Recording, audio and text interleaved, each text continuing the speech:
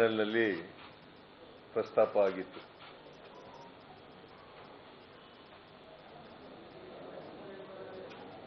ಅವರು ಮಾತಾಡೋದಕ್ಕಿಂತ ಮೊದಲೇ ಒಂದು ಮಾತನ್ನು ಹೇಳಿದ್ರು. ಮಹಾತ್ಮ ಗಾಂಧೀಜಿಯವರ ಹೇಳಿಕೆಯನ್ನ, ದುರಾಡಳಿತ ಮತ್ತು ಭ್ರಷ್ಟಾಚಾರ ಯಾವಾಗಲೂ ಕೂಡ ಎರಡು ಒಟ್ಟಿಗೆ ಹೋಗ್ತವೆ ಅಂತೇಳಿ. ಅವು ಬೇರೆ ಬೇರೆ ಇರ್ಲಿಕ್ಕೆ ಸಾಧ್ಯ ಇಲ್ಲ. ದುರಾಡಳಿತ ಬೇರೆ, ಭ್ರಷ್ಟಾಚಾರ ಬೇರೆ ಇರ್ಲಿಕ್ಕೆ ಸಾಧ್ಯ ಇಲ್ಲ.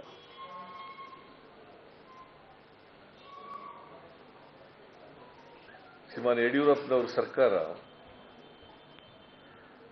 ಅಧಿಕಾರಕ್ಕೆ ಬಂದು ಸುಮಾರು 1 ವರ್ಷ 3 ತಿಂಗಳಾಗ್ತಾ ಬಂದಿದೆ. ಅವರು ಮೇ 26, 2019ರಲ್ಲಿ ಮುಖ್ಯಮಂತ್ರಿ ಆದರು.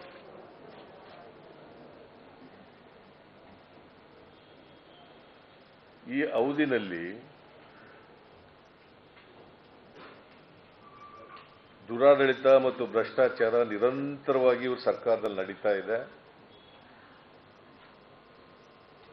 ನಾನು ಮತ್ತು ಶಿವಕುಮಾರ್ ಅನೇಕ ಸಂದರ್ಭಗಳಲ್ಲಿ ಅವರ ಭ್ರಷ್ಟಾಚಾರವನ್ನು ಪ್ರಸ್ತಾಪ ಮಾಡಿದ್ದೀವಿ, ಅವರ ದುರಾಡಳಿತವನ್ನು ಪ್ರಸ್ತಾಪ ಮಾಡಿದ್ದೀವಿ, ಅವರ ಕುಟುಂಬ ವರ್ಗದವರ ಈ ಭ್ರಷ್ಟಾಚಾರದಲ್ಲಿ ಏನು ಶಾಮೀಲಾಗಿದ್ದಾರೆ ಆ ವಿಷಯಗಳನ್ನು ಕೂಡ ಪ್ರಸ್ತಾಪ ಮಾಡಿದ್ದೀವಿ. ನಾನು ಅನೇಕ ಸಾರಿ ಹೇಳಿದ್ದೇನೆ, there are 2 chief ministers in the state ಅಂತ ಹೇಳಿ. ಒಬ್ಬರು ಯಡಿಯೂರಪ್ಪನವರು ಡಿ ಜೂರೆ ಚೀಫ್ ಮಿನಿಸ್ಟರು, ವಿಜಯೇಂದ್ರ ಅವರ ಮಗ ಡಿಫ್ಯಾಕ್ಟೋ ಚೀಫ್ ಮಿನಿಸ್ಟರ್ ಅಂತ ಹೇಳಿ ಪ್ರಸ್ತಾಪ ಮಾಡಿದ್ದೀನಿ ಅನೇಕ ಸಾರಿ. ಈಗ ಈ ಭ್ರಷ್ಟಾಚಾರದ ಮೂಲಕ ಅದು ಸಾಬೀತಾಗಿದೆ ಅಂತೇಳಿ ನಾನು ಭಾವಿಸ್ಕೊಂಡಿದ್ದೇನೆ. ನಿನ್ನೆನೂ ಕೂಡ ನಾನು ಅಸೆಂಬ್ಲಿನಲ್ಲಿ ಇದನ್ನಾಗಲೇ ಪ್ರಸ್ತಾಪ ಮಾಡಿದ್ದು. ನಾನು ಡಿ ಕೆ ಶಿವಕುಮಾರ್, ನಮ್ಮ ಪಕ್ಷದವರು ಎಲ್ಲ ಹಿರಿಯ ಮುಖಂಡರುಗಳೆಲ್ಲ ಜಿಲ್ಲೆಗಳಿಗೆ ಹೋಗಿ ಪ್ರಸ್ತಾಪ ಮಾಡಿದ್ದು. ಕೊರೋನಾ ಒಂದು ಮಹಾ ರೋಗ, ಸಾಂಕ್ರಾಮಿಕ ರೋಗ. ಅದು ಇವತ್ತು ಅನೇಕ ಜನರಿಗೆ ಕಾಡ್ತಾ ಇದೆ. ಇಂಥ ಸಂದರ್ಭದಲ್ಲೂ ಕೂಡ ಭ್ರಷ್ಟಾಚಾರದಲ್ಲಿ ತೊಡಗಿದ್ದಾರೆ ಅಂತಕ್ಕಂಥದ್ದು ಬಹಳ ನಾಚಿಕೆಗೇಡಿನ ಸಂಗತಿ ಅಂತೇಳಿ ನಾನು ಭಾವಿಸ್ಕೊಂಡಿದ್ದೇನೆ. ಈ ರಾಜ್ಯದ ಜನರಿಗೆ ಮಾಡ್ತಕ್ಕಂಥ ದೊಡ್ಡ ದ್ರೋಹ ಅಂತೇಳಿ ನಾನು ಭಾವಿಸ್ಕೊಂಡಿದ್ದೇನೆ. ಯಡಿಯೂರಪ್ಪನವರು ಜನರ ಆಶೀರ್ವಾದ ಪಡೆದೇನು ಅಧಿಕಾರಕ್ಕೆ ಬಂದಿರಲಿಲ್ಲ. Can you follow little Kannada? Sir, I understand the spirit of everything you said. Thank you. Ji. ನಾನು ನಿನ್ನೆ with documents of their own furnished by the government, ನಾನು ಎಲ್ಲ ಹೆಂಗೆ ಮೆಡಿಕಲ್ ಇಕ್ವಿಪ್ಮೆಂಟ್ಸ್ನಲ್ಲಿ ಪರ್ಚೇಸ್ನಲ್ಲಿ ಭ್ರಷ್ಟಾಚಾರ ಮಾಡಿದ್ದಾರೆ ಅಂತಕ್ಕಂಥದ್ದನ್ನು ಹೇಳಿದ್ದೇನೆ.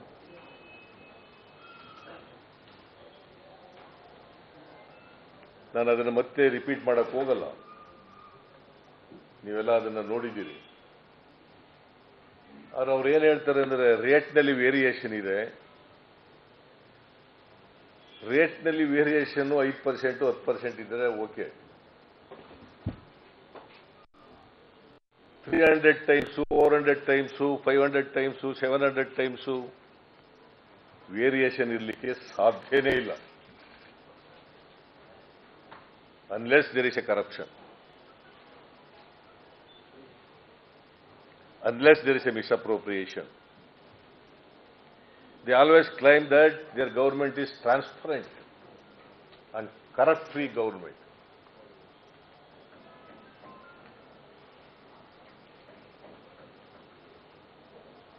ಇದು ಒಂದು ಸ್ಟಿಂಗ್ ಆಪರೇಷನ್ ನಡೆದಿದೆ.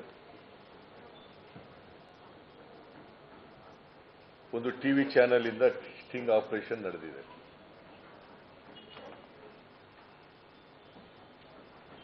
ಅದರಲ್ಲಿ ಯಡಿಯೂರಪ್ಪನವರ ಮಗ, ಯಡಿಯೂರಪ್ಪನವರ ಮೊಮ್ಮಗ, ಯಡಿಯೂರಪ್ಪನವರ ಅಳಿಯ, ಯಡಿಯೂರಪ್ಪನವ್ರ ಮಗ ನಿಮಗೆಲ್ಲ ಗೊತ್ತಿದೆ, ವಿಜಯೇಂದ್ರ. ಯಡಿಯೂರಪ್ಪನವ್ರ ಮೊಮ್ಮಗ ಶಶಿಧರ ಮರಡಿ, ಯಡಿಯೂರಪ್ಪನ ಅಳಿಯ ವಿರೂಪಾಕ್ಷಪ್ಪ ಮರಡಿ, ಯಮಕನ ಮರಡಿ, ಈಶ್ವರ ಹುಬ್ಬಳ್ಳಿ.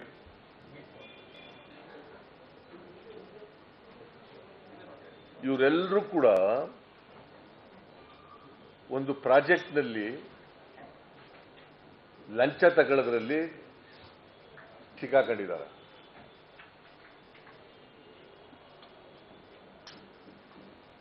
ನಿಮಗೆ ಸ್ವಲ್ಪ ಬ್ಯಾಕ್ಗ್ರೌಂಡ್ ಹೇಳಬೇಕು ಅಂತಂದ್ರೆ 2017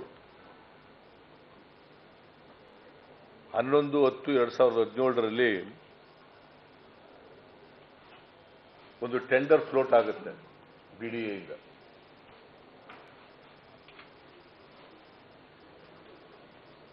ಅದು 576 ಕೋಟಿ ರೂಪಾಯಿ ಪ್ರಾಜೆಕ್ಟ್. ಆ ಪ್ರಾಜೆಕ್ಟ್ ಏನಪ್ಪಾ ಅಂತಂದ್ರೆ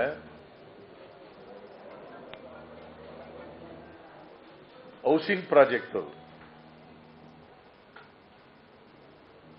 ಆ ಹೌಸಿಂಗ್ ಪ್ರಾಜೆಕ್ಟ್ ಟೆಂಡರ್ ಫ್ಲೋಟ್ ಆದ್ಮೇಲೆ ಇಬ್ಬರು ಬಿಡ್ದಾರರು ಪಾರ್ಟಿಸಿಪೇಟ್ ಮಾಡ್ತಾರೆ.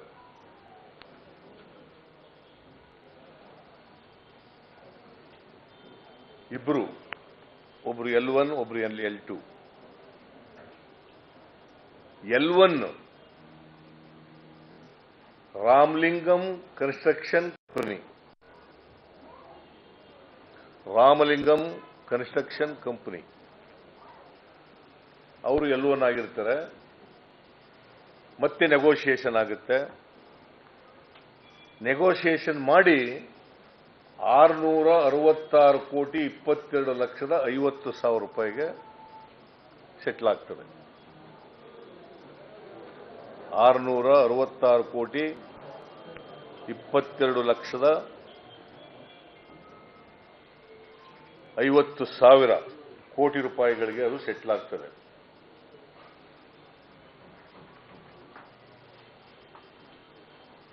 ಆಮೇಲೆ ಅರ್ನೆಟ್ ಡಿಪಾಸಿಟ್ ಮಾಡಬೇಕಲ್ಲ, 33,331,50,000 ರೂಪಾಯಿಗೆ ಇದಾಗುತ್ತೆ, ಡಿಪಾಸಿಟ್ ಕೂಡ ಆಗುತ್ತೆ. ಬಟ್ ಇದೆಲ್ಲ ಹಿಂದೆ ಇದ್ರು ಒಬ್ರು ರಾಕೇಶ್ ಸಿಂಗ್ ಅಂತೇಳಿ, the commissioner of BDA. He had written a letter to Chief Secretary of State stating that BDA has no resources, we cannot take up this project. There are so many flats available with BDA, there are no purchasers of the flats, so this project cannot be taken up. ಅದಾದ್ಮೇಲೆ ಯಡಿಯೂರಪ್ಪನವರು ಮುಖ್ಯಮಂತ್ರಿ ಆದ್ಮೇಲೆ ಇದು ಬರೆದಿರೋದು ಯಾವತ್ತು 20/3/2020 letter ಬರೆದಿರೋದು. 20/3/2020. ಆದರೆ tender accept ಆಗಿರೋದು 22/6/2019.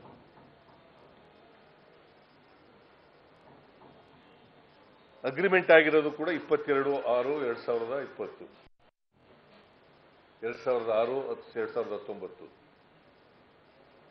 Well, work orders has been issued by the executive engineer on 24/6/2019. This has been disputed date because this executive engineer has mentioned, signed the orders back date.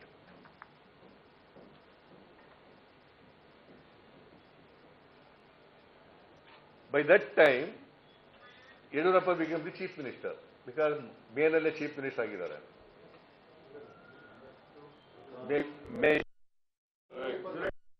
July 26, 2019 chief minister ಆಗಿದ್ದಾರೆ.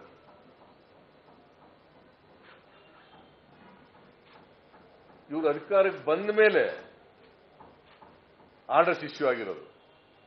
That is my information.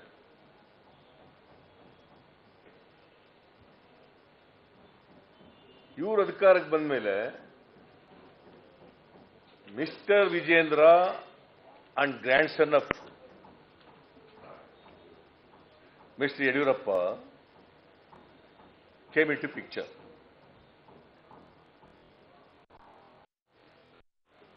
ಅಷ್ಟೊತ್ತಿಗೆ ಪ್ರಕಾಶ್ ಅನ್ನವರು corporation BDA commissioner ಆಗಿರ್ತಾರೆ.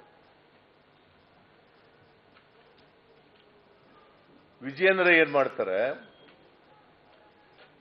ಈ ಪ್ರಾಜೆಕ್ಟಿನ ಕೆಲಸ ನಿಲ್ಲಿಸ್ಬಿಡ್ಬೇಕು. He demanded 12 crores from Ramlingam Construction Company. ಇವರು Vijayendra instruction ಕೊಡ್ತಾರೆ ಆ ಕಾಂಟ್ರಾಕ್ಟರ್ಗೆ, ನೋಡಪ್ಪ ಎಂತವನು ರವಿ ಅನ್ನವನು ಒಬ್ಬ ಹೋಟೆಲ್ ಮಾಲೀಕ,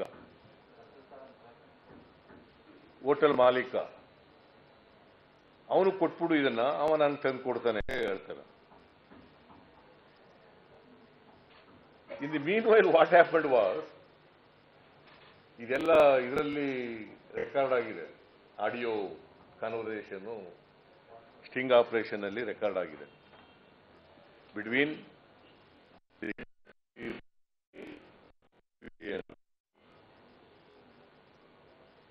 ಇದು ಒಂದು ಎಪಿಸೋಡು. ಇನ್ನೊಂದು episode the contractor and the Shashidhara ಅವ್ರ ಮಧ್ಯೆ ಒಂದು ಕಾನ್ವರ್ಸೇಷನ್ ಆಗಿದೆ. ಅದು ಆಡಿಯೋ ಏನಪ್ಪ ಅದು ವಾಟ್ಸ್ಆಪ್ ಮೆಸೇಜ್. ನನಗೆ ಸ್ವಲ್ಪ ಅದರಲ್ಲಿ ನಾಲೆಡ್ಜ್ ಕಡಿಮೆ. I have little knowledge about this WhatsApp, video, audio, electronic equipments. WhatsApp ಮೆಸೇಜ್ನಲ್ಲಿ ಇವೆಲ್ಲ ಕಾನ್ವರ್ಸೇಷನ್ನಲ್ಲಿ ಆಗಿದೆ. ಅಲ್ಲಿ ನೀವೆಲ್ಲ ನೋಡಬೇಕು, ಬೇಕಾದ್ರೆ ನಿಮಗೆ ಅದನ್ನ ಪ್ಲೇ ಮಾಡಿ ಹೇಳ್ತಾರೆ, ತೋರಿಸ್ತಾರೆ. ಅಲ್ಲಿ ಅಡ್ಮಿಟ್ ಮಾಡ್ಕೋತಾರೆ. ಇವನೇನ್ ಮಾಡ್ತಾನೆ, ಪ್ರಕಾಶ ಕಮಿಷನರು, ನಾನು ಕೊಡ್ತೀನಿ ವಿಜಯೇಂದ್ರನಿಗೆ ಅಂದ್ಬಿಟ್ಟು ಅವನೇ ಇಸ್ಕೆ ಇಟ್ಕೊಬಿಡ್ತಾನೆ ಕಾಂಟ್ರಾಕ್ಟರ್ ಹತ್ರ. 12 ಕೋಟಿ ರೂಪಾಯಿನ ನಾನು ವಿಜಯೇಂದ್ರನಿಗೆ ತಲುಪಿಸ್ತೀನಿ ಅಂದ್ಬಿಟ್ಟು ಅವನೇ ಇಟ್ಕೊಬಿಡ್ತಾನೆ. ಅವನಿಗೆ ಕಾಂಟ್ರಾಕ್ಟರು ಹೋಗಿ ನಾನು ಕೊಟ್ಬಿಟ್ಟಿದ್ದೀನಿ ವಿಜಯೇಂದ್ರ, ಇವನ್ಗೆ ರವಿ ಮೂಲಕ ವಿಜಯೇಂದ್ರ ತಲುಪಿಸಿದ್ದೀನಿ ಅಂತ ಹೇಳ್ತಾನೆ. ಅವನೇ ನನಗೆ ಬಂದೇ ಇಲ್ವಲ್ಲಪ್ಪ ಅಂತ ಹೇಳ್ತಾನೆ ಕಾಂಟ್ರಾಕ್ಟರ್ಗೆ. ಇಲ್ಲ ಇವನು ಈಸ್ಕೊಂಡ, ಯಾರು ಪ್ರಕಾಶ್ ಕಮಿಷನರ್ ಈಸ್ಕೊಂಡಿದ್ದಾರೆ, ನಿಮ್ಗೆ ಕೊಡ್ತೀನಿ ಅಂತ. ಅವ್ನು ನನಗೆ ಕೊಟ್ಟೇ ಇಲ್ಲ ಬಡ್ಡಿ ಮಗ ಅಂತ ಈ ಪದ ಉಪಯೋಗಿಸ್ತಾರೆ. ನನಗೆ ಕೊಟ್ಟೇ ಇಲ್ಲ. So admittedly is aware that one Prakash, he was a commissioner of BDA. He received bribe amount of rupees 12 crores, and it is in the knowledge of Mr. Vijayendra. He is aware of it. He admitted it. ಇವರು ನಿಜವಾಗಿ ಪ್ರಾಮಾಣಿಕರಾಗಿದ್ದರೆ ಆ ಅಧಿಕಾರಿ ಮೇಲೆ ಕ್ರಮ ತಗೋಬೇಕಾಗಿತ್ತು. Contractor ಮೇಲೆ ತಗೋಬೇಕಾಗಿತ್ತು.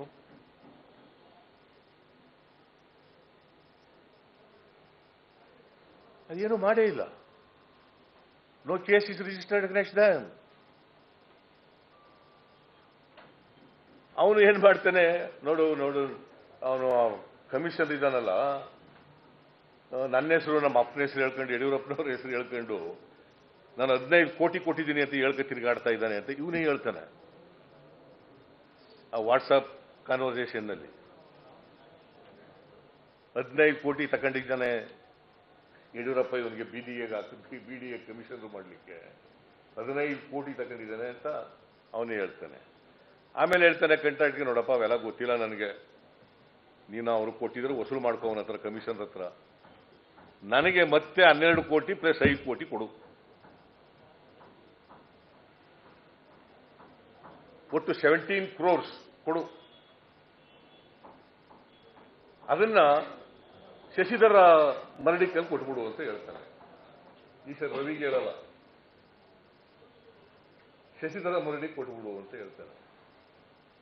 ಅವನೇನ್ ಮಾಡ್ತಾನೆ contractor, ಅವ್ರ ಜೊತೆ ಕಾನ್ವರ್ಸೇಷನ್ ನೋಡಿದ್ವಿ, ಟೈಮ್ ಎಲ್ಲ ತಕೊಂಡು ಇನ್ಸ್ಟಾಲ್ಮೆಂಟ್ನಲ್ಲಿ 7,40,00,000 ರೂಪಾಯಿಗಳನ್ನ ಮರಡಿ ಅಕೌಂಟ್ಗೆ, ಶಶಿಧರ ಮರಡಿ ಅಕೌಂಟ್ಗೆ RTGS ಮಾಡ್ತಾರೆ. ಪಾಪ ಯಡಿಯೂರಪ್ಪನಿಗೆ ಬುದ್ಧಿ ಬರಬೇಕಾಗಿತ್ತು, ಬಂದಿಲ್ಲ ಅನ್ನೋ ಕಾಣಿಸುತ್ತೆ. ಹಿಂದೆ ಹೊಸ ಚೆಕ್ ಮೂಲಕ ದುಡ್ಡು ತಗೊಂಡ್ಬಿಟ್ಟು ಸಿಕ್ಕಾಕೊಂಡಿದ್ರು. ಈಗ RTGS ಮೂಲಕ ತಗೊಂಡಿದ್ದಾರೆ. ಇವನ ಅಕೌಂಟ್ ನಂಬರ್ ಕೊಟ್ಟಿರ್ತಾನೆ ಶಶಿಧರ ಮರಡಿ. ಅವನು ಕಾಂಟ್ರಾಕ್ಟರು ಅವನ ಅಕೌಂಟಿಗೆ 7,40,00,000, ಐ ರಿಪೀಟ್ 7,40,00,000 RTGS ಮಾಡಿ ಅವನ ಅಕೌಂಟ್ಗೆ ಹಾಕ್ಬಿಡ್ತಾರೆ. ಇದು ಒಂದು.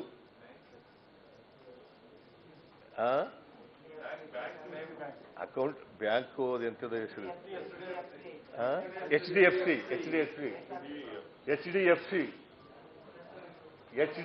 ಬ್ಯಾಂಕ್, ಶೇಷಾದ್ರಿಪುರಂ. ಓಕೆ. ಆಮೇಲೆ ಉಳಿದ ಅಮೌಂಟ್ ಎಲ್ಲಿ ಹೋಯ್ತದೆ? ಅವ್ರ ಅಳಿಯ ವಿರೂಪಾಕ್ಷಪ್ಪ ಯಾಮಕರ ಮರಡಿ, ಅವ್ರ ಮನೆ ಇರೋದು ಹುಬ್ಳಿನಲ್ಲಿ, ಹೌಸ್ ನಂಬರ್ 52 ಹುಬ್ಬಳ್ಳಿ. ಅಲ್ಲಿ ಡೆಲಿವರಿ ಆಗುತ್ತೆ ಉಳಿದ ಅಮೌಂಟ್. 17 ಕೋಟಿನಲ್ಲಿ 7,40,00,000 RTGS ಮೂಲಕ ಹೋಗ್ತದೆ. ಇನ್ನು ಉಳಿದ ಅಮೌಂಟು ಅಲ್ಲಿ ಅವ್ರ ಅಳಿಯ ತಗೊಳ್ತಾರೆ, ಅವ್ರ ಅಳಿಯ. ಇನ್ನೊಂದು ತಮಾಷೆ ಏನ್ ಗೊತ್ತಾ, ನೀವು ತಿಳ್ಕೋಬೇಕು. Mister Virupakshappa Maradi, who retires on 6th of August. June, 6th of June. 6th of June he retires as executive engineer. ಅಲ್ಲಿ ಹೋಗ್ಬಿಟ್ಟು ಬೀಳ್ಕೊಡ್ಗೆ ಹೋಗ್ತಾನೆ ನಮ್ಮ ಕಾರಜೋಳ್. ಅವ್ರ ಫೋಟೋ ಎಲ್ಲ ಇದೆ. ಆ ಫೋಟೋ ತೋರಿಸು ಉಗ್ರಪ್ಪ, ಅದನ್ನ ಆ ಹೌಸ್ದು ಎಲ್ಲ ಫೋಟೋಗ್ರಾಫ್ಗಳೆಲ್ಲ ಇದಾವೆ. ರಿಟೈರ್ಡ್ ಆದ ನಾಳೆಗೇನೆ ಈ became an advisor to the PWD department.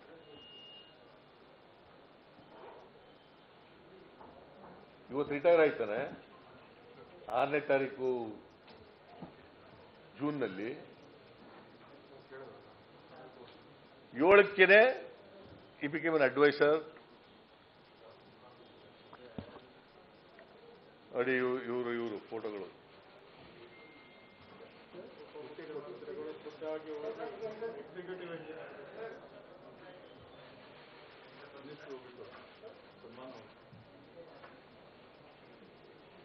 ಇದು ಆಯ್ತಾ?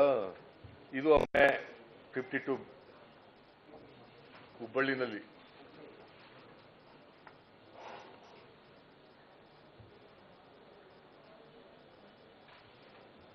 ಸೊ ಕಾರಜೋಳ್ ಅವ್ರಿಗೆ ಈಗ ಅಡ್ವೈಸರ್ ಅವ. ಯಾರು? Son in law of mister Yediyurappa, who is retired as executive engineer. ಅವನು ಉಳಿದ ದುಡ್ಡೆಲ್ಲ ಹಂಗೆ ತಕ್ಕತಾನೆ ಮನೆಯಲ್ಲಿ. ಈ ದುಡ್ಡು ಬಂತಲ್ಲ, ಏನ್ ಮಾಡ್ತಾರೆ, ಅದನ್ನ ವೈಟ್ ಮನಿ ಮಾಡ್ಕೋಬೇಕಲ್ಲ. ಅದಕ್ಕೆ ಕಲ್ಕತ್ತಾ ಕಂಪನಿಗಳು 7 ಶೆಲ್ ಕಂಪನಿಗಳಿಗೆ ಅಲ್ಲಿಗೆ ಟ್ರಾನ್ಸ್ಫರ್ ಮಾಡ್ತಾರೆ ಈ ದುಡ್ಡನ್ನ. ಅವರು ಆ 7 ಕಂಪನಿಗಳ ಹೆಸರುಗಳು ಬೇಕಾದ್ರೆ ಕೊಡ್ತೀನಿ ನಾನು ನಿಮಗೆ. In order to convert this black money, the amount was transferred to 7 shell companies based at Kolkata. ಅವು ಯಾವ್ಯಾವಪ್ಪ ಅಂತಂದ್ರೆ ಗನ್ನಾಯಿಕ್ ಕಮೋಡಿಟೀಸ್, ಶಾಕಂಬರಿ ಮರ್ಚೆಂಟ್ಸ್, ನವಾಟೆಕ್ ಕ್ರಿಯೇಷನ್ಸ್ ಪ್ರೈವೇಟ್ ಲಿಮಿಟೆಡ್, ರಮೇಕ್ ಡಿಸ್ಟ್ರಿಬ್ಯೂಟರ್ಸ್ ಪ್ರೈವೇಟ್ ಲಿಮಿಟೆಡ್, ರಾಜಗ್ರಹಣ major sales private limited and Jagadamba ಕೋಮೋ sales limited, strategy win com private limited. ಈ ಕಂಪನಿಗಳಿಗೆ ಅಲ್ಲಿ ಹೋಗ್ತವೆ.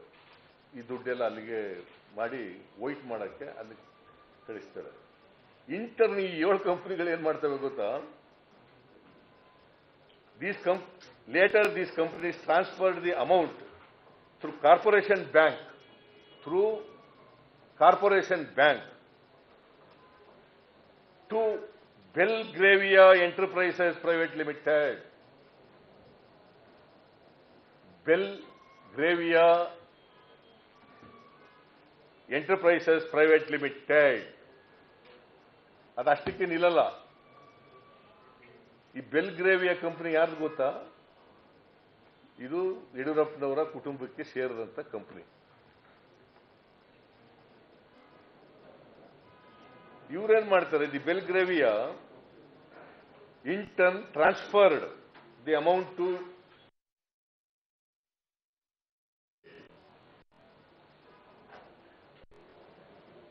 VSS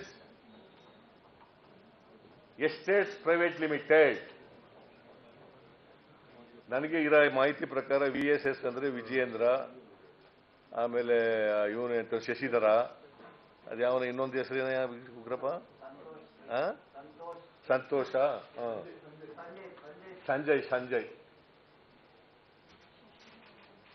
ನನಗಿರೋ information, I may be right. VSS ಅಂದ್ರೆ Vijayendra, Shashidhar, Sanjay estates private limited.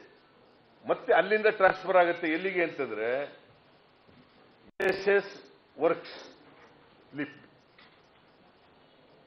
VSS works LLP ಅಂತ ಇನ್ನೊಂದು ಕಂಪನಿಗೆ ಹೋಗುತ್ತೆ. These 2 companies also belong to Mr. Yediyurappa's family. Then this LIP entity has deposited 1 crore each 5 fixed deposits ಮಾಡ್ತಾರೆ. VSS LIP company deposited in 5 accounts 1 crore each. ನನ್ನ ಪ್ರಕಾರ this amounts to Avala. Money laundering. It's a violation of the Corruption Act. Section 7 of the Corruption Act ಇದೆಯಲ್ಲ, Prevention of Corruption Act ಇದೆಯಲ್ಲ, ಅದರ ಉಲ್ಲಂಘನೆ ಆಗ್ತದೆ. And there is a criminal conspiracy also. It attracts Section 120B of the Indian Penal Code.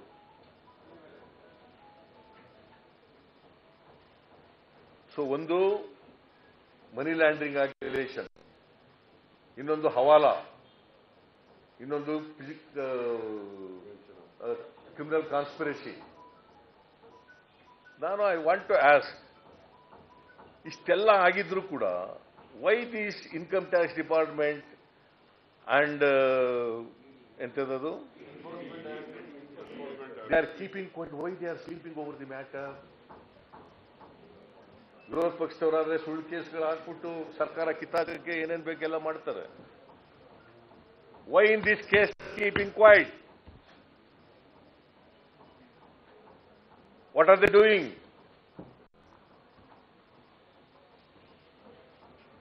ನಮ್ಮ ACB ಏನ್ ಮಾಡ್ತಾ ಇದೆ? So these are the facts. ಇದು ನಾನು ಹುಟ್ಟಿಸ್ಕೊಂಡು ಹೇಳಿರೋದಲ್ಲ, ಅಥವಾ ನಮ್ಮ ಪಾರ್ಟಿ ಹುಟ್ಟಿಸ್ಕೊಂಡು ಹೇಳಿರೋದಲ್ಲ. ಇವೆಲ್ಲ ಎರಡು ಸ್ಟಿಂಗ್ ಆಪರೇಷನ್ ನಲ್ಲಿ ಆಗಿರ್ತಕ್ಕಂಥ ಆಪ್ ಮೆಸೇಜಸ್ ಕಾನ್ವರ್ಸೇಷನ್ ಆಗಿದೆಯಲ್ಲ, ಅದರಲ್ಲಿ ಬಂದಿರತಕ್ಕಂಥವು ಇವೆಲ್ಲ. ಸೊ ಮೇಲ್ನೋಟಕ್ಕೆ there is a prima facie corruption charges against Yediyurappa and his family members.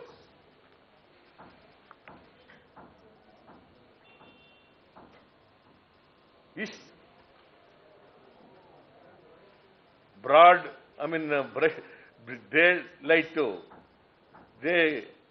ಇದು ಆಗಿರುವಾಗ, ಕರಪ್ಷನ್ ನಡೆದಿರುವಾಗ ಹಗಲು ದರೋಡೆ.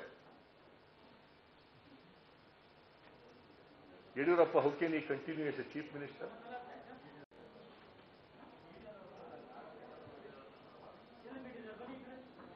He should not continue. Because evidence ಅನ್ನು ಟ್ಯಾಂಪರ್ ಮಾಡಿಬಿಡ್ತಾರೆ. ದಾಖಲಾತಿಗಳನ್ನೆಲ್ಲ ಮುಚ್ಚಾಕ್ಬಿಡ್ತಾರೆ. ಅದರಿಂದ he should resign. Immediately he should resign. And criminal case should be registered against the persons who are all involved in this scandal, and they should be arrested.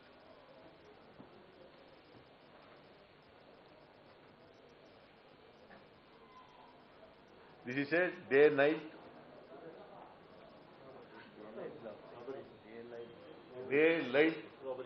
robbery. Daylight robbery.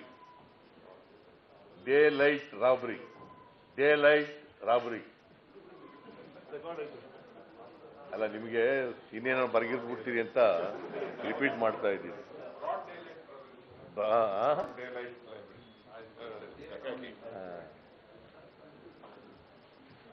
So ನಾನು ಪಕ್ಷದ ಪರವಾಗಿ ಒತ್ತಾಯ ಮಾಡ್ತೇನೆ. ನಾನು ಕೂಡ ಒತ್ತಾಯ ಮಾಡ್ತೇನೆ. Mister Yediyurappa should resign. ಬಂಡತನದಿಂದ ರಿಸೈನ್ ಮಾಡದೆ ಹೋದ್ರೆ he should be sacked. Has no right to continue as a chief minister.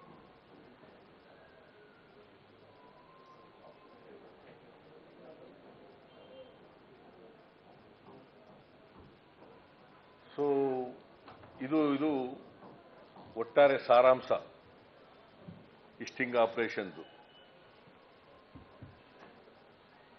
So ನಿಮ್ಮೆಲ್ರಿಗೂ ನಮಸ್ಕಾರ. ಅಲ್ಲ, ಕೇಳ್ತಾರೆ ಆಮೇಲೆ ಒಟ್ಟಿಗೆ ಕೇಳಿದ್ರೆ ಇದೆ ಮಾತಾಡ್ತಾರೆ ಅವರು. DK ಶಿವಕುಮಾರ್ ಮಾತಾಡಿದ್ಮೇಲೆ you can ask any question, any number of questions. ಯಾವನಾರು ಇದ್ರೆ I will just send you out of the office. ಎಲ್ಲರೂ ಹೊರಗಡೆ ಹೋಗ್ಬೇಕು, ಮಿಕ್ಕಿದವರಲ್ಲ. ಮೀಡಿಯಾ ಕನೆಕ್ಟೆಡ್ ಬಿಟ್ಬಿಟ್ಟು ನಿಮಗೂ ಅಷ್ಟೇ. ಕಾರ್ತಿಕ್ ಎಲ್ಲ all of you have to go out. Very good. It is disturbing me a lot. When a serious press conference is going on, ಇದೆಲ್ಲ ಇದು gallery ಅಲ್ಲ ಇದು. ಸ್ನೇಹಿತರೆ, I think I tried to add some English version so that the entire national media is also here.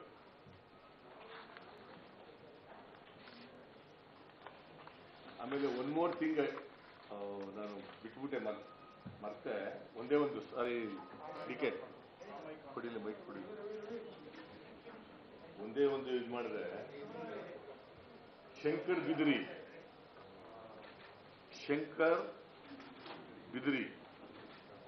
who is a former DG DG of Karnataka. He tweeted,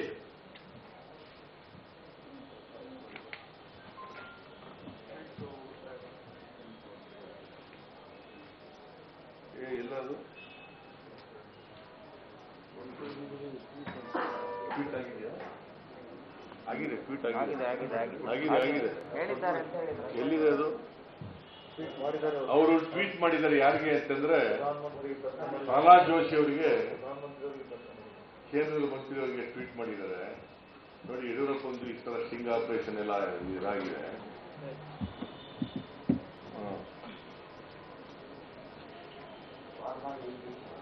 Dear sir, we are tolerating worst type of corruption.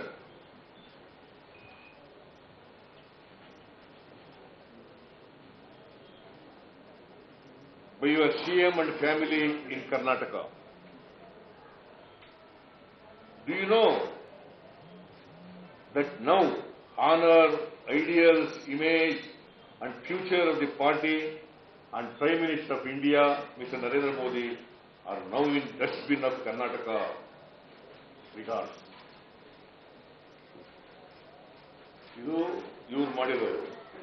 ಆಮೇಲೆ ಬಿದ್ರಿ further ಏನ್ ಹೇಳಿದ್ದಾರೆ ಅಂತಂದ್ರೆ, whether Power TV reports on BSY family corruption have not come to, whether Power TV reports on BSY family corruption have not come to the notice of IT department, ED and party, whether these ideals, honor and future of the party mean nothing to you.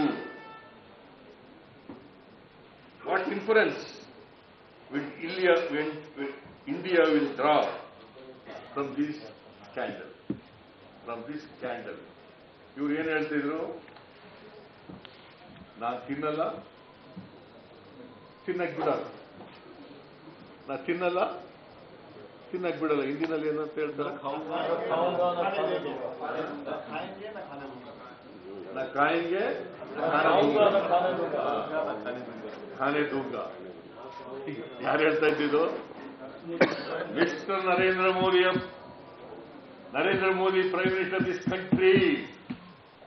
ನಮ್ಗೆ ಹೇಳ್ತಿದ್ರು 10%, ಸಿದ್ದರಾಮಯ್ಯ ಸರ್ಕಾರ 10% ಸರ್ಕಾರ.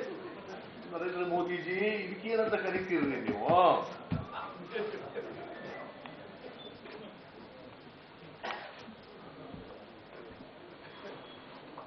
ಈಗಾಗಲೇ ನಮ್ಮ ಪ್ರಾಸ್ತಾವಿಕವಾಗಿ ಸುರ್ಜಿವಾಲಾರವರು ಅನೇಕ ವಿಚಾರನ ಬೆಳಕು ತಂದಿದ್ದಾರೆ. ಸ್ವಲ್ಪ ಒಂದು ನಿಮಿಷ please. I want all of you to be silent.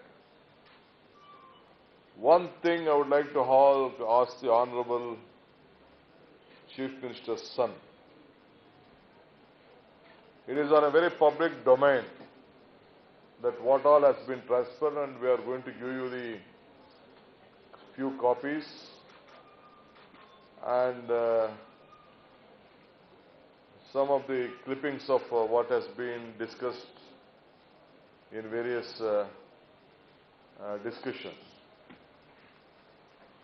One main question, the first question is it correct that the Chief Minister's son Vijayendra was in the knowledge of 12 crore bribe having been taken by the Commissioner of the BDA from the contractor aligned in the name of the Chief Minister?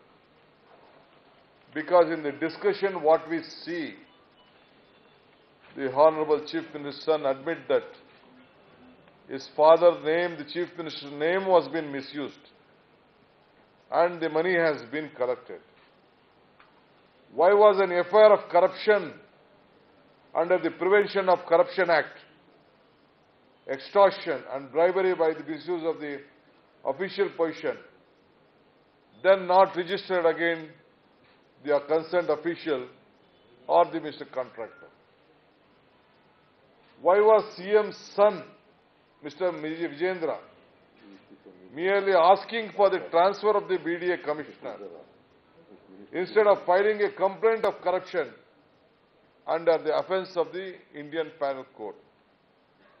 Why was CM's son Vijayendra asking the contractor recover the money from the BDA contractor, commissioner, instead of lodging a FIR against the commissioner and the contractor? Why did the Chief Minister B.S. Yediyurappa not proceed to cancel the contract and order the registration of the FIR again? Allegation of the bribery had clearly been disclosed. Because all this was in the public domain. Therefore, why was again the contractor supposedly paying the cash money to Shishidhar Mardi, grandson of CM, as disclosed by the WhatsApp conversation? This is also in the public domain and which will be distributed. Do the allied WhatsApp conversation dated 14/10, 19, 19/10, 21/10, 25/10, the details are here, regarding the delivery of cash by a contractor to Shishidhar Mardi, grandson, which has been already been disclosed.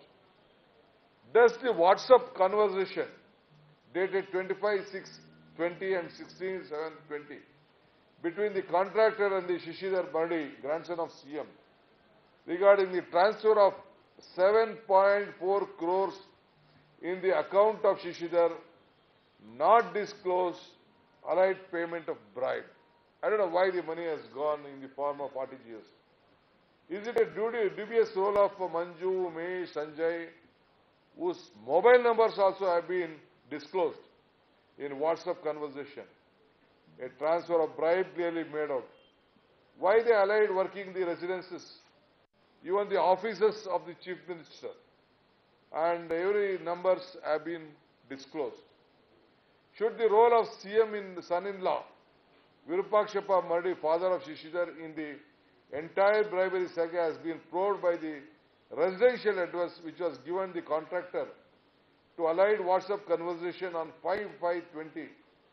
Was any bribe amount delivered to him or to someone else at the behest of the residence? Because the WhatsApp says that the money has to be delivered in such a address which has been given. Is it clear from the allied WhatsApp conversations of the CM grandson, Shishidhar Mardi, on CM's son, Vijayendra, was acting on the contract in which each other, if they correct, why both not complete knowledge of the payment is being received by the contractor? Does the allied WhatsApp conversation dated all this, that Shishidhar Mardi, the grandson, not being nexus to the release of the payment in lieu of money payment? ಹಿಂಗೆ ಈ ಸಂದರ್ಭದಲ್ಲಿ ಅನೇಕ references have been given, A detail has been shown, and it is also clear that 5 crores allied received from the contractor by Shishidhar Mardi, the grandson of CM, was recirculated through 7 shell companies, namely various companies, Shah Company Merchant, RMAC, Static Vicon, Jagadamba, all these companies were already been created, and where this Belgrade Enterprise Limited, where Shishidhar Mardi is also a director of the company. Was that amount of 5 lakh transferred from Calcutta-based shell companies to Belgrade Company Limited in Bangalore between 13 and 22 during the COVID lockdown period, when all economics has come to an halt? Is it not correct that the amount of 5 crore was being transferred by Belgari to VSS Estates, which is correct? CM's grandson, Shishidhar Mardi, is the director of the VSS Estate program.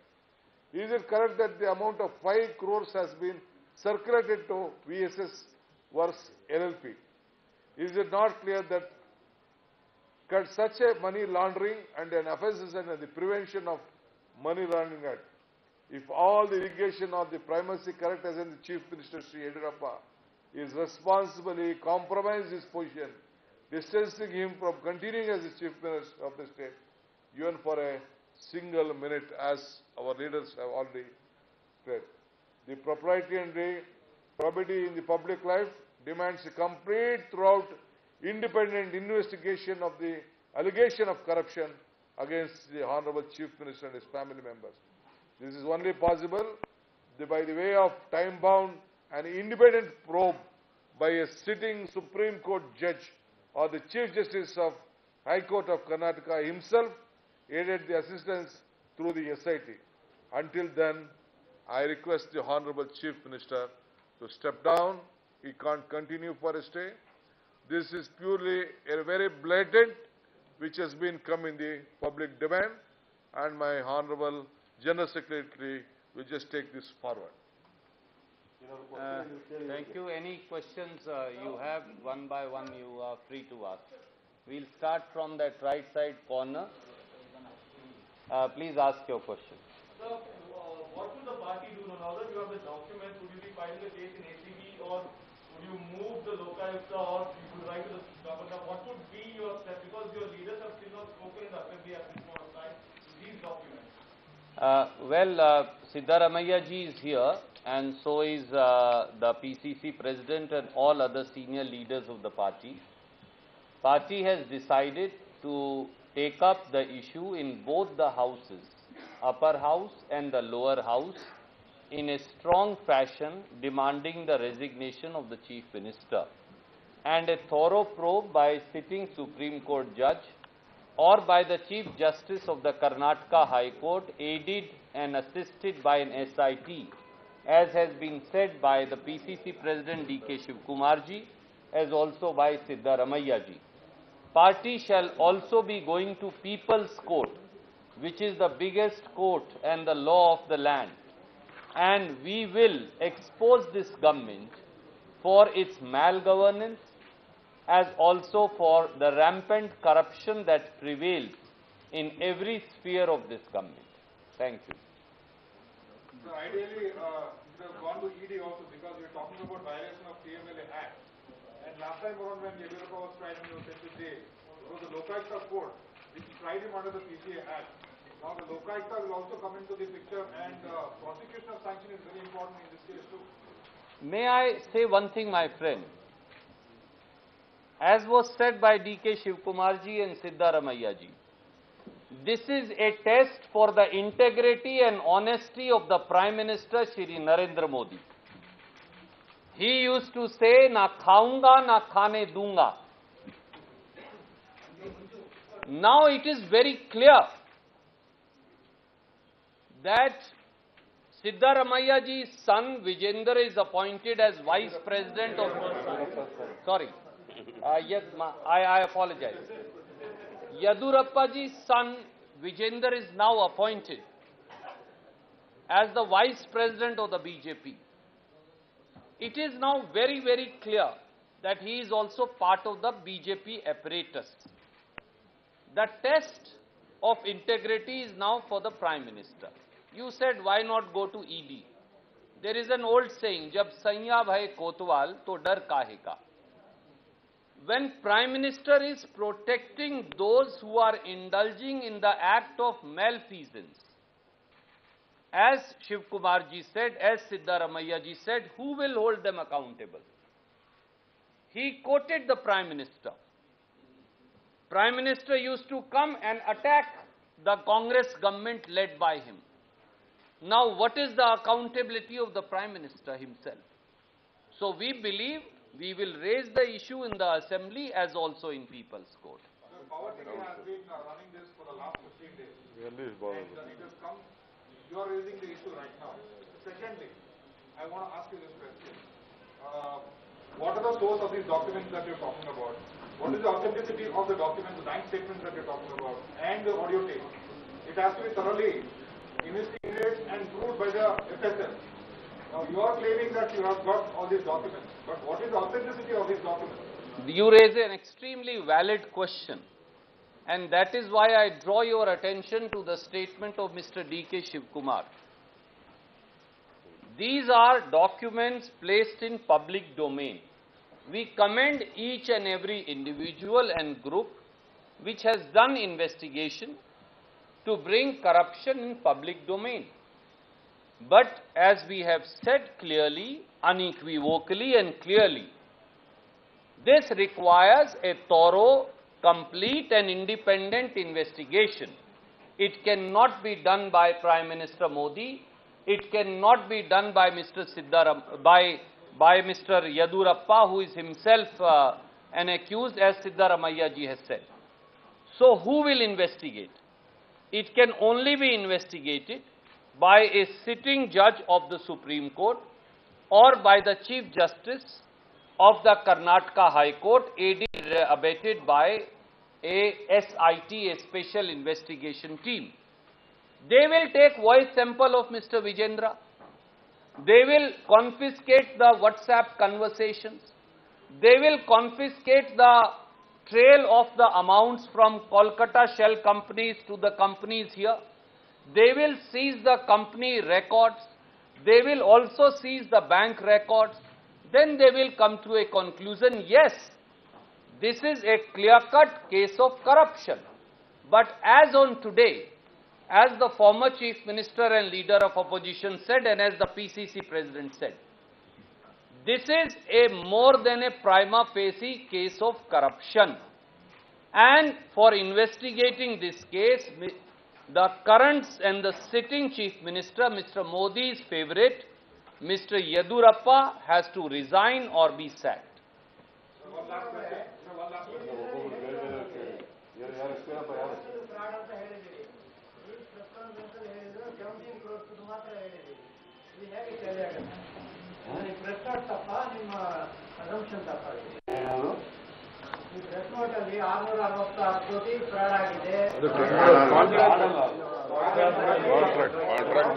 Contractual amount.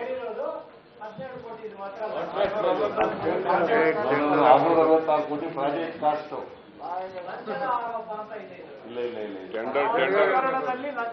ಆ ಪ್ರಕರಣದಲ್ಲಿ ಲಂಚದ ಆರೋಪ.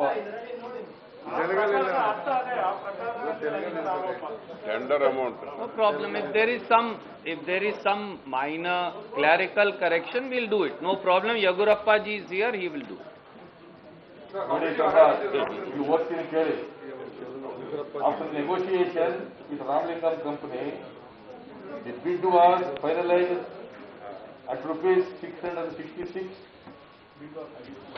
22 lakhs 50,000 rupees. But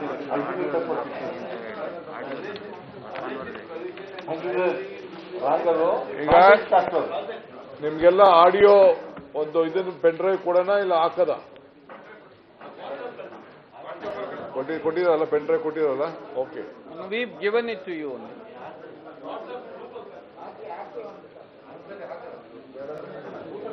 Well, we are giving you hard copies. No need to even send it. Audio ಕಳಿಸ್ತೀವಿ ಯಾಕೆಂದ್ರೆ voice ಬೇಕಾದ್ರೆ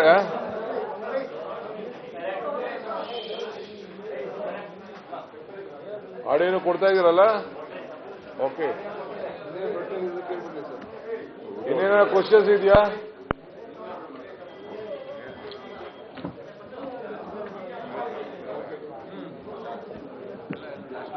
ಇದಾದ್ಮೇಲೆ ನಾನು ನಮ್ಮ media team especially Ugrappa Revanna ಅವರೆಲ್ಲ they have just taken lot of strain for this work. The Congress party would like to congratulate them for their tireless work. They have taken 1 week to do this. And there are various friends who has worked behind this episode. So ಇದಾದ್ಮೇಲೆ ಒಂದೇ ನಿಮಿಷ ನಮ್ಮ ಆರೋಗ್ಯ ಹಸ್ತದ He has one question from you. Yes, one question. Yes, please, Mr.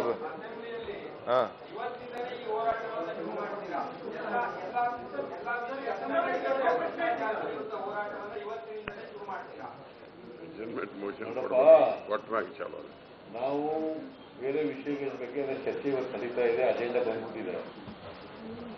Will find the time and ನೋಡ್ಕೊಂಡು will raise it in the assembly both in the upper house and the lower house. Adjournment motion move ಮಾಡೇ ಮಾಡ್ಬೇಕಲ್ಲ, without moving the adjournment motion. ಅಲ್ಲ, ಅದಕ್ಕೆ ನಾನು urge the police authority to give protection to the people who made this sting operation.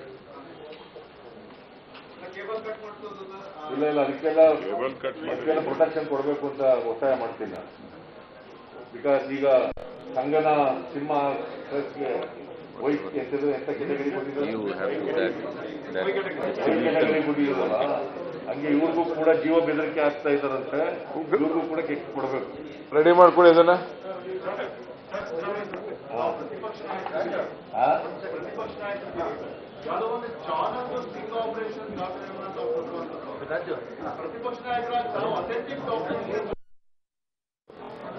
ಇಲ್ಲಿ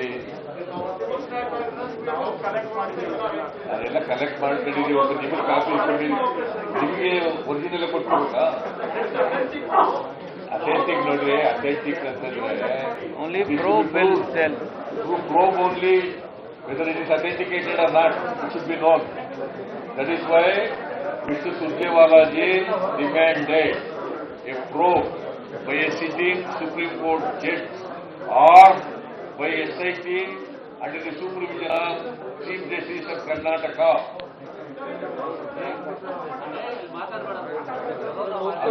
ಅವ್ರನ್ನ ಕೆಳಗಡೆ ಬನ್ನಿ, ಇವರಿಬ್ಬರು ಮಾತ್ರ ಮೇಲ್ಗಡೆ ಬನ್ನಿ.